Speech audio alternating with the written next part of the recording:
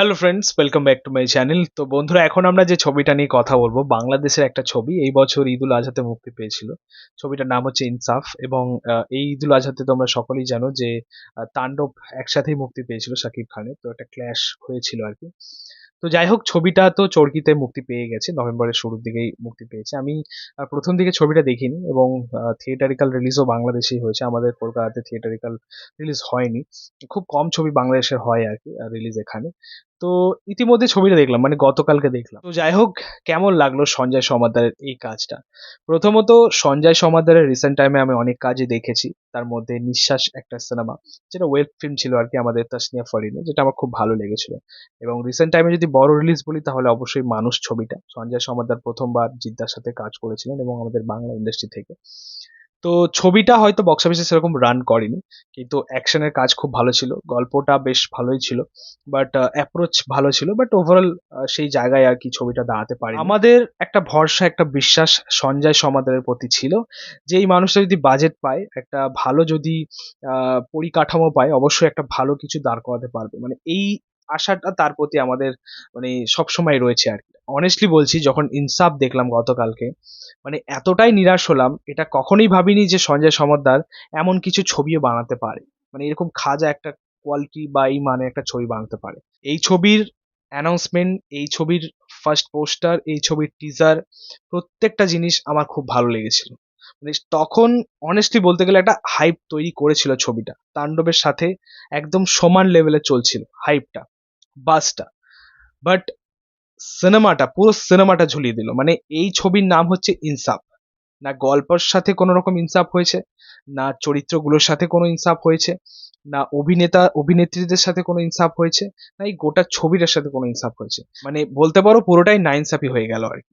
মানে অনেক এক্সপেকটেশন, অনেক প্রত্যাশাটা তো ছিল এই ছবিটার সাথে, বাট আলটিমেটলি ফুল নিরাশ হয়েছে আর কি। মানে আমার মতো হয়তো অনেকেই নিরাশ হয়েছে এই ছবিটা দেখে। একটাই কথা, যে এত ভালো ভালো অভিনেতা অভিনেত্রীদেরকে পাওয়ার পরেও সঞ্জয় সমাদ্দার কিন্তু একটা সঠিক মানের সিনেমা দাঁড় করাতে পারলো না। মানে এটাই সব থেকে বড় খামতি ছিল আর কি। এই ছবির একদম শুরুর মানে 1 ঘন্টা বলতে পারো এতটাই ঝুলিয়েছে, এবং সেখানে তাসনিয়া ফারিন আর সারিফুল রাজের সেই ক্রিঞ্জ পারফরমেন্স, ভাই তারা এত খারাপ অভিনেতা বা অভিনেত্রী আমরা জানতাম না। মানে এত খারাপও করতে পারে, অবশ্যই তারা ভালো কাজ করে, এটা আমরা জানি, এবং কিছু প্রমাণও আছে। ঠিক আছে, সারিফুল রাজ ভালো অভিনেতা, তাসনিয়া ফারিন ভালো অভিনেত্রী, কিন্তু আলটিমেটলি এই ছবির মধ্যে এমন কাজ করলো, এটা জাস্ট নেওয়া যায়নি। ঠিক আছে, মানে প্রথম 1 ঘন্টা গল্পটাও ঝুলেছে, এবং তাদের পারফরমেন্সটাও সেরকম ক্যাচি লাগেনি। তারপর যখন আমাদের মোশাররফ করিম এলো, হ্যাঁ, তার একটা ছোট্ট ক্যামিওতে জাস্ট ফাটিয়ে দিয়েছে সিরিয়াসলি। মানে ওইটুকু পোর্শন একটা আলাদাই ছিল। বা আমাদের চঞ্চল চৌধুরী যখন এলো, মানে সত্যি বলতে তারা আসা সত্ত্বেও হয়তো গল্পটা সেরকম এনহ্যান্সমেন্ট করতে পারেননি বলেই, বা সেই জায়গায় পৌঁছাতে পারেনি বলেই ছবিটা হয়তো ওয়ার্ক করেনি। কিন্তু তাদের পারফরমেন্স কিন্তু ভাই A1 ছিল এই ছবির মধ্যে। এবং আরো একজনের কথা অবশ্যই বলতেই হয়, তিনি হচ্ছেন ফজলুর রহমান বাবু। তিনি অবশ্যই খুব ভালো একজন অভিনেতা, বাংলাদেশের একজন লেজেন্ডারি অভিনেতা বলতেই হয়। তার রিসেন্ট টাইমে অনেক ড্রামা আমি দেখেছি, মানে নাটক দেখেছি আর কি, বাংলাদেশ বিভিন্ন প্ল্যাটফর্মে। বাট এই ছবির মধ্যে তার কাজ কিন্তু খুব ভালো ছিল সিরিয়াসলি। মানে বিশেষ করে একটা ইমোশনাল পোর্শন ছিল, সেই জায়গাটায় তিনি এমন কাজ করেছেন, সত্যি সেখানে ইমোশনটা ওয়ার্ক করে। পাশাপাশি আমাদের মিশা সওদাগরও ছিলেন এই ছবির মধ্যে, তার কাজও খুব ভালো, অ্যাজ ইউজুয়াল ভিলেনের চরিত্রে তিনি ভালোই পাঠ করেন। এই ছবির মধ্যেও কিন্তু তার কাছ থেকে ভালোই কাজ পেয়েছি আমরা, বাট আলটিমেটলি গল্পটা সেরকম জায়গায় পৌঁছাতে পারিনি বলেই ছবিটা সেরকম ওয়ার্ক করেনি।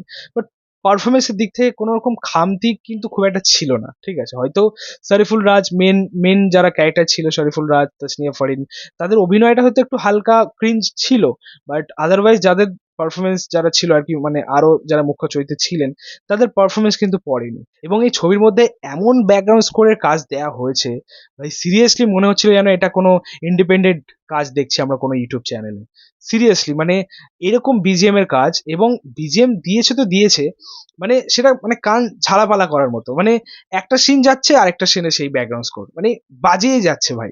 এবং অ্যাকচুয়ালি এমনও কিছু সিন রয়েছে যেখানে ডায়লগের থেকে বিজিএম এর সাউন্ডটা হেভি লাগছে, মানে সেটাই মাথায় মানে কানে চলে আসছে আর কি। পারফরমেন্সটা আর সেভাবে ফুটে উঠছে না, কারণ সিনটা সেভাবে ফুটে উঠছে না, আলটিমেটলি ওই বিজিএমটাই বেজে যাচ্ছে। আমরা এখনকার বিভিন্ন ছবিতেই দেখি বিভিন্ন সিন ইনহ্যান্স করার জন্য বিজিএম একটা অন্যতম ভূমিকা পালন করে, সেটা আমরা প্রত্যেকেই জানি। বাট এক্ষেত্রে কি হয়েছে যে সিনের সাথে বিজিএম এর কোনো সিঙ্ক্রোনাইজেশন হচ্ছে না, মানে যাচ্ছে না বিষয়টা, মনে হচ্ছে যেন একটা কমেডি সিনে চলছে একটা অ্যাকশনের বিজিএম, এরকম লাগছে আর কি বিষয়টা। তো বিজিএম এর কাজ একদমই ওয়ার্ক করেনি। পাশাপাশি আমি ভিএফএক্স টা নিয়েও কথা বলবো ভাই। এই সময় দাঁড়িয়ে বাংলা ছবির ভিএফএক্স এরকম হবে, সিজির কাজ এরকম হবে এটা আশা করা যায় না। মানে খুবই সস্তার ভিএফএক্স এর কাজ আমরা পেলাম, মনে হচ্ছে যেন কার্টুন আমরা দেখছি। ফার্স্টে যে ব্লাস্টের দৃশ্যটা ছিল, একটা ভাষণের একটা দৃশ্য ছিল, সেখানে একটা ব্লাস্ট হয়েছে ওইটা, এবং মাঝ বরাবর একটা সিন ছিল যেখানে একটা কার কার ব্লাস্টের দৃশ্য ছিল। মানে পুরোটাই কার্টুন দেখছি মনে হচ্ছে।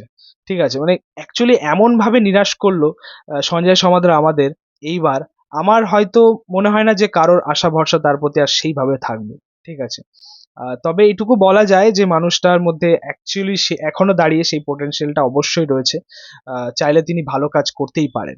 মানে খুব ঝুলিয়েছে সত্যি বলতে। অ্যাকচুয়ালি প্রেজেন্টেশনটা আরো ভালো হতে পারতো। মানে মানে যেরকম প্রেজেন্টেশন হয়েছে আর কি, কোনো এনহ্যান্সমেন্ট নেই, কোনো এস্টাবলিশমেন্ট নেই, চরিত্রগুলোর হুটহাট করে সিন ঢুকে যাচ্ছে, দৃশ্য ঢুকে যাচ্ছে। তো এইগুলো যদি একটু টাইট রাখা যেত, এনহ্যান্সমেন্ট বা এস্টাবলিশমেন্ট, এটা যদি আরো ভালো হতো, বেটার ওয়ার্ক করতো ছবিটা। ওভারঅল আমি এটাই বলবো, ইনসাফ হয়তো ভালো লাগেনি বা একটা নিরাশজনক কাজ বলতে পারো। তবে তাই বলে এটা বলবো না যে সঞ্জয় সমদ্দার খারাপ পরিচালক। মানে তার সেই যে বিশ্বাস ভরসা এখনো রয়েছে তার প্রতি। দেখা যাক আগামী তার প্রজেক্ট আমরা কেমন পাই। আশা করছি তিনি আরো ভালো কিছু কাজ করতে পারবেন, বা ভালো কিছু কাজ আমাদের সামনে আনবেন। ঠিক আছে, ওয়েট করে আছি। তো যাই হোক, এই ছিল বলার ইনসাফ ছবিটা নিয়ে। অনেকদিন পরেই দেখা হলো, বাট আমি তোমাদেরকে বলবো যে সময় যদি নষ্ট করতে হয় তাহলে ছবিটা দেখো। ভিডিওটা ভালো লাগলে অবশ্যই লাইক কমেন্ট শেয়ার করে দিই, পাশে থেকে সাপোর্ট করো, চ্যানেলটাকে অবশ্যই সাবস্ক্রাইব করে দিও, পাশে থাকা বেল আইকন প্রেস করে দিও পরবর্তী ভিডিও পাওয়ার। Thank you.